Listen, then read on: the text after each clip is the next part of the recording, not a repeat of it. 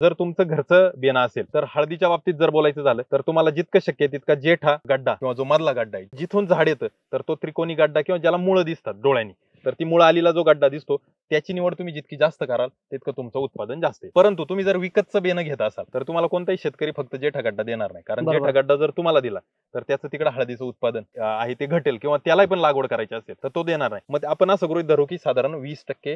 तो जेठा गड्डा आपल्या बेण्यामध्ये आला पाहिजे, 20 ते 25%. जर आपण दुसरीकडून बेनं घेतोय तर हा जेठा गड्डा का महत्वाचा, तो जो मातृकंद आहे त्याच्या शेजारी येणारे जे अंगठे म्हणू शकतो आपण, बरोबर, त्याला जे फुटवे फुटतात तर ते साधारण अंगठ्यापेक्षा जाड असतात किंवा त्याचे डोळे पाहिले तर साधारण 3 ते 5 डोळे आपल्याला तिथं पाहायला मिळतात. जेठा गड्डा सोडला तर शेजारचं त्याच्या जवळच लगेच अंगठ्यापेक्षा जाड तर त्या अंगठ्याच्या आकाराचं आणि साधारण 3 डोळे कमीत कमी असलेलं बेना आपल्याला फक्त निवडायचे. आता जितके डोळे त्या बेण्याला असणार तितके फुटवे तुम्हाला फुटवे जास्त भेटणार. क्रायटेरिया एवढाच ठेवायचा आहे की त्याला डोळे असावेत आणि ते डोळे साधारण फुगीर असावेत आणि डोळे फुगलेली परिस्थिती असेल तर ते बेनं जर तुम्ही लागवडीस वापरलं तर तुम्हाला काय होणार आहे, साधारणपणे 8 क्विंटल ते 10 क्विंटल बेनं लावताय तर त्यातून 70-80% आपली उगवण क्षमता होईल आणि मग झाडांची संख्या एकरी जी संख्या आहे ती मेंटेन राहते होईल आणि ती जर मेंटेन झाली, फुटव्यांची संख्या मेंटेन झाली तर तुमचं उत्पादन वाढतं.